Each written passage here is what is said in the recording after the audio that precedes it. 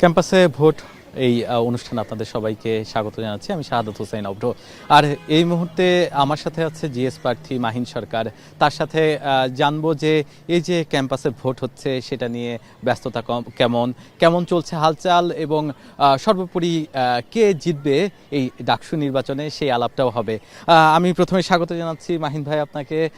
তার পাশাপাশি জানতে চাই যে আপনার প্রচারণার যে দিন খুব ঘনিয়ে এসেছে, নির্বাচনের দিন, তো কেমন চলছে প্রচার প্রচারণা?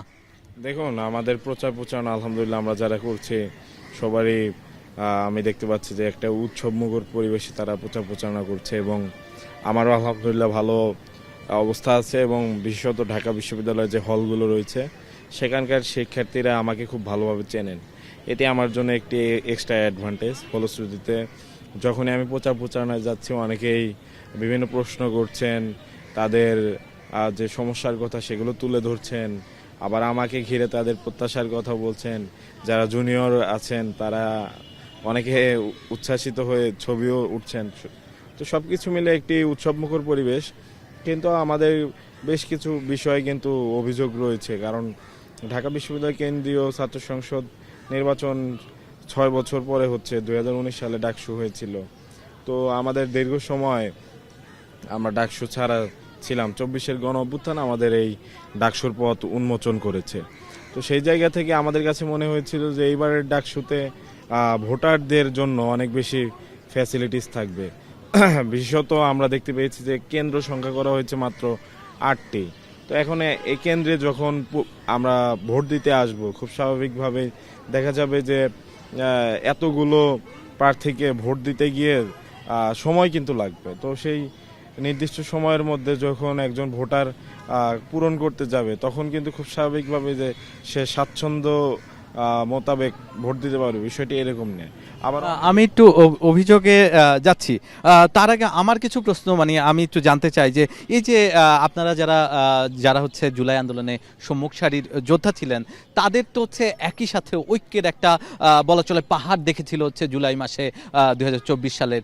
সেই ঐক্য কি আদতে ভেঙে গেছে, নাকি আপনি বিদ্রোহ করে চলে আসলেন? সেই ঐক্য কি আর ঐক্যের জায়গায় নেই? কি মনে হচ্ছে আপনার? দেখুন, এখানে আসলে বিদ্রোহ বলে কোনো শব্দ নেই। এখানে শব্দ যেটি প্রপার ইউজ হওয়া দরকার সেটি হলো গণতন্ত্র। তো এখানে ঢাকা বিশ্ববিদ্যালয়ের শিক্ষার্থীরা যদি আমাকে জিএস পদে বেছে নেয় সেটি ঢাকা বিশ্ববিদ্যালয়ের শিক্ষার্থীদের সিদ্ধান্ত। যদি অন্য কাউকে বেছে নেয় সেটিও তাদের সিদ্ধান্ত। এখন ঢাকা বিশ্ববিদ্যালয়ের শিক্ষার্থীরা গণতান্ত্রিক উপায়ে কাকে বেছে নেবে এটি একটি বেশি কনসার্নের বিষয়। এটি সেই ক্ষেত্রে কি হচ্ছে ভোট কি ভাগ হয়ে গেল না, যে ওই আপনারাই তো হচ্ছে জুলাইয়ের সম্মুখ সারির যোদ্ধা? আমার কাছে মনে হয় যে আমার যে নির্দিষ্ট ভোট ব্যাংক বলি বা এরিয়া, তো সেইখানে আসলে অন্য আমার এগেনস্টে যে বা যারা আছে তাদের ভোট ব্যাংকটি আসলে সেটি নয়। আমার কাছে ব্যক্তিগত সেটা অবজারভেশন। তো সেই ক্ষেত্রে আসলে বিদ্রোহ করা বা এই ধরনের শব্দ আসলে আমি সবসময় একটু এড়িয়ে চলার চেষ্টা করি। আর এখানে ঢাকা বিশ্ববিদ্যালয়ের শিক্ষার্থীদের জন্য আমি কাজ করেছি বিধায় আমি নিজেকে যোগ্য মনে করেছি, তা না হলে তো আমি দাঁড়াতাম না। আচ্ছা, জানতে চাই যে নানাভাবে নানা অভিযোগ আসছে, আমাদের কাছেও নানা অভিযোগ আসে যে প্রচার প্রচারণার ক্ষেত্রে বলা হয় যে সাদা কালো ছাড়া কোনো ধরনের লিফলেট ব্যানার কোনো কিছুই ব্যবহার করতে পারবে না। অনেকের বিরুদ্ধে অভিযোগ আসছে যে তারা হচ্ছে রঙিন প্রচার প্রচারণার লিফলেট বিতরণ করছে। এছাড়াও হচ্ছে নানান হচ্ছে তাদের আচরণবিধি ভঙ্গের কথা উঠে আসছে। সেই ক্ষেত্রে আপনি আপনার জায়গা থেকে কি মনে করেন যে আদতে যেই আসছে নির্বাচন সেটি কতখানি সুষ্ঠু হতে যাচ্ছে? দেখুন, ইতিমধ্যে আসলে প্রশাসনের নিরপেক্ষতা নিয়ে আসলে প্রশ্ন উঠেছে।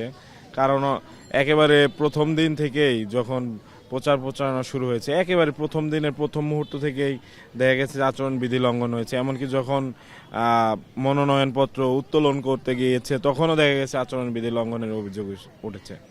কোনো একটা ক্ষেত্রেও, মানে এখন পর্যন্ত একটা ক্ষেত্রেও অ্যাকশন নেয়নি প্রশাসন। খাবার বিলানো এটি নিষিদ্ধ। তো খাবার বিলাতে দেখা গেছে একদম ওপেন প্লেসে আমরা দেখেছি। তো এই খাবার বিলানো যদি নিষিদ্ধ হয়েই থাকে তাহলে বলার সাথে সাথে তো ব্যবস্থা নেওয়ার কথা। আপনার কি বলেছেন? আমার কাছে রয়েছে এখানে একটি কার্ড। এখানে বাংলাদেশ জাতীয়তাবাদী ছাত্র দল মনোনীত আবিদ হামিম মায়েত পরিষদ, এখানে ইতি আবিদুল ইসলাম খান, অর্থাৎ তিনি ভিপি প্রার্থী। তো এখানে কার্ডটি দেখা যাচ্ছে রঙিন। তো এরকম অসংখ্য অভিযোগ রয়েছে, কিন্তু প্রশাসন এগুলো দেখেও দেখবে না। আপনি কি লিখিতভাবে অভিযোগ জানিয়েছেন বা লিখিতভাবে আমি জানাইনি, কিন্তু আমি তাদেরকে হোয়াটসঅ্যাপ মেসেঞ্জারে সরাসরি তাদেরকে কানেক্ট করেছি, তারা দেখেছে এবং তারা বলেছে যে তারা চেষ্টা করছে, এটা তদন্ত করছে। তো এই ধরনের উত্তর আসলে আমরা জানি যে তদন্ত কমিটি গঠন বা তদন্ত করা, এগুলো তো আসলে কোনো উত্তর হতে পারে না। তো এটা তদন্ত কবে হবে, ফলাফল কবে হবে, অন্তত একবার তাকে ডেকে সতর্ক করে দিলেও কিন্তু এই পরিস্থিতি আর হতো না। তো সেই জায়গা থেকে আমাদের কাছে মনে হচ্ছে যে সুনির্দিষ্ট সময়ের মধ্যে ডাকসু নির্বাচন সেটি হলেও আসলে কতটুকু ফেয়ার হবে, এটা নিয়ে আমাদের প্রশ্ন থেকেই যায়, বিশেষত যারা আমরা স্বতন্ত্র প্যানেল থেকে বা একেবারে একা একা নির্বাচন করছি তাদের ক্ষেত্রে। আমরা শুনতে পাচ্ছি যে সাইবার বুলিং এর হচ্ছে অনেক কথা আসছে। তো আপনি তো জুলাইতে ছিলেন, সেই সময়ে হচ্ছে আপনার সাইবার নানা ধরনের আক্রমণের শিকার হয়েছেন আপনাদের পুরো টিম। তো এই যে এই নির্বাচন কেন্দ্রিক কোনো ধরনের সাইবার আক্রমণ আপনি শিকার হচ্ছেন কিনা, কিংবা আপনার যে ঢাকা বিশ্ববিদ্যালয়ের আপনার প্যানেলের যারা প্রার্থী আছে তারা কি কোনোভাবে আক্রমণের শিকার হচ্ছে কিনা? দেখুন, আমার প্যানেলের 2 জন প্রার্থীর আইডি ডিসেবল করে দেওয়া হয়েছে, মুহুর্মুহু সেখানে রিপোর্ট মারা হয়েছে এবং তাদের আইডি নাই হয়ে গিয়েছে। তো আমি এক ফেসবুক পোস্টে আমি আজকে এটি জানিয়েছি। আমার ফেসবুক পোস্টে তো রিচই নাই, এখন ধরা চলে যে 100 থেকে 150 রিয়াক্ট হয়। তো অ্যাজ ইউজুয়াল যে কোনো সময়ে আমার রিয়াক্ট একেবারে কম হলেও 2-2.5 হাজার হয়। তো সেই জায়গা থেকে আমার কাছে মনে হয়েছে যে কোনো না কোনো পক্ষের লোকজন আসলে এই কাজটি করছে। কারা করছে কি মনে হচ্ছে? এখানে প্রতিপক্ষ হিসাবে তো অনেকেই আছে, প্রতিদ্বন্দ্বী বলবো আমি, প্রতিপক্ষ না, তারা হয়তো আমাকে প্রতিপক্ষ হিসেবে নিচ্ছে। তো সেই জায়গা থেকে আসলে আমার কাছে মনে হচ্ছে যে বা যারাই করুক, এটি আসলে আমি যাদের এগেনিস্টে লড়ছি তাদের মধ্যে কেউ বা একাধিক লোকজন এই কাজের সাথে জড়িত। তো সেই জায়গা থেকে এটি যেমন লক্ষণীয়, তার পাশাপাশি আমি দেখেছি যে আমার সমর্থন করে যারা পোস্ট কমেন্ট বা রিঅ্যাক্ট করেন, তো তাদেরকেও নানাভাবে অনলাইনে হ্যারাসমেন্ট করা হচ্ছে, এমনকি আমার স্ত্রী তাকেও হ্যারাসমেন্ট করা হয়েছে। তো সেই জায়গা থেকে এটি আসলে ব্যাপক কনসার্নের বিষয়।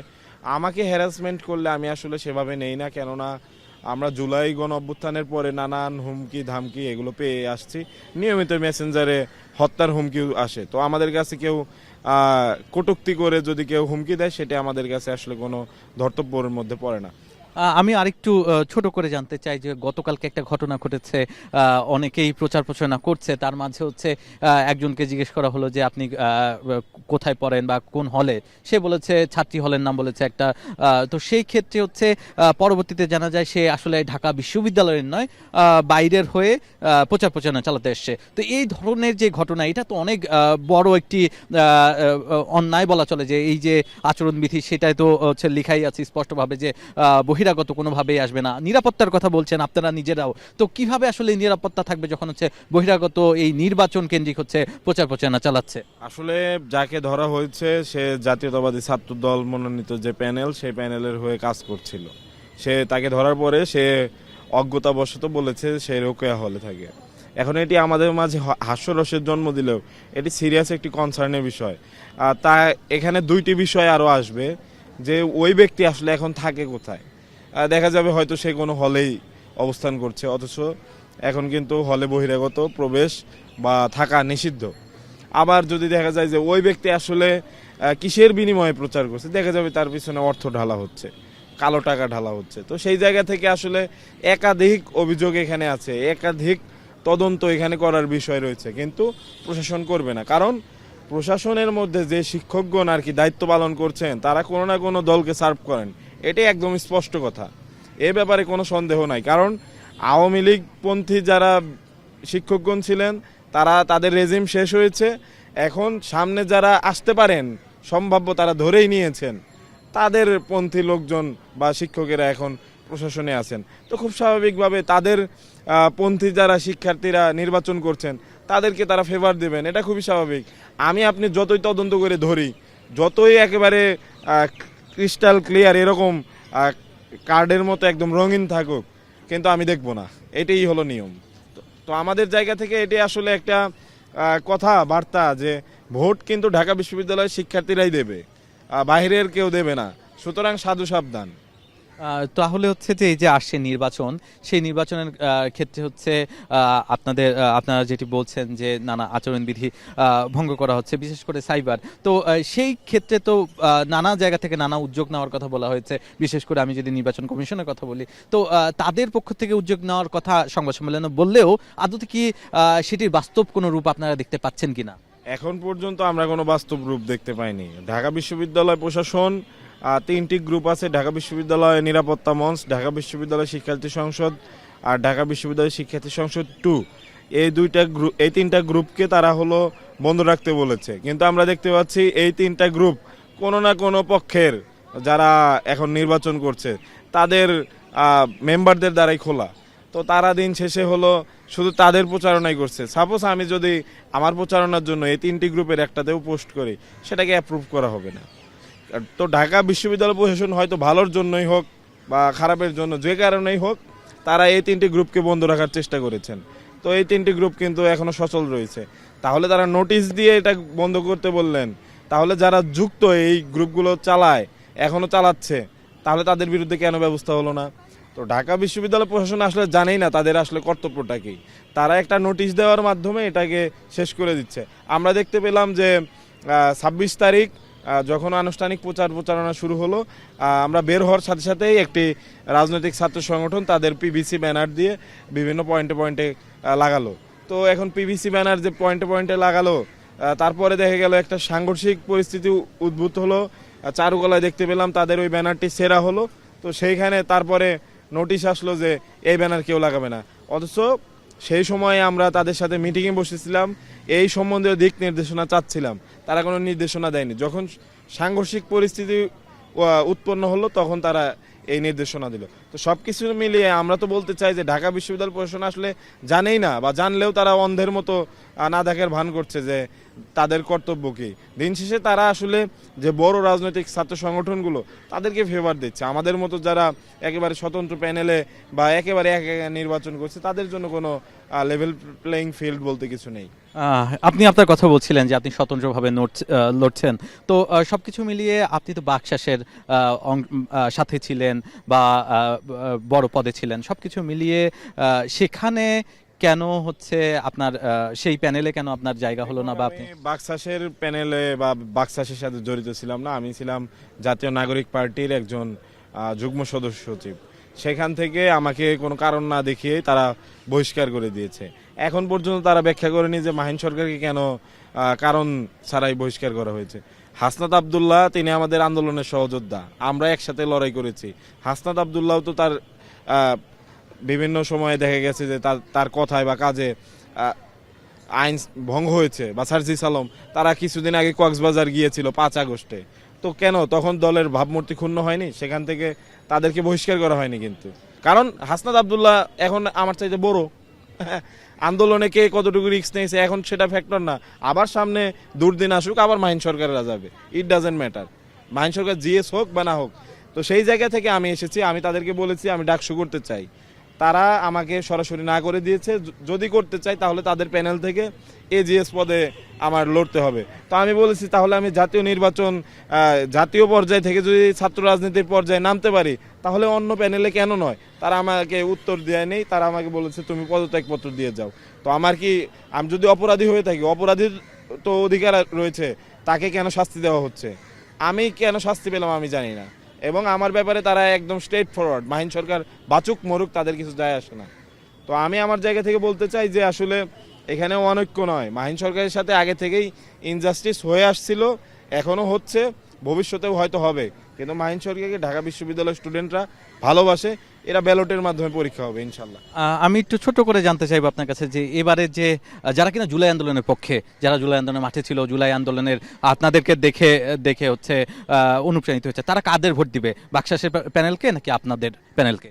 দেখুন, আসলে জুলাই আন্দোলন বলি বা এর চাইতে আরো বড় সংগ্রাম বলি, সবকিছুর মূল হলো আপনি একটা সময় সৎ ছিলেন, ওইটার উপরে ভিত্তি করে, বা একটা সময় আপনি আপনার হিরোইজম আপনি জাতির সামনে প্রদর্শন করেছেন, সেটা দিয়ে আপনি কতদিন চলতে পারবেন? ওই মোরাল গ্রাউন্ডের উপরে আপনার দাঁড়িয়ে থাকতে হবে, দ্যাট ইজ দ্য ফ্যাক্টর। কাদেরকে বাছাই করবে ছাত্ররা কি মনে হয়? এইটা ছাত্রদের আসলে ব্যাপার, কারণ ছাত্ররা যদি আমাকে মনে করে যে আমাকে বাছাই করবে তাহলে আমি জয়ী হব। ধন্যবাদ।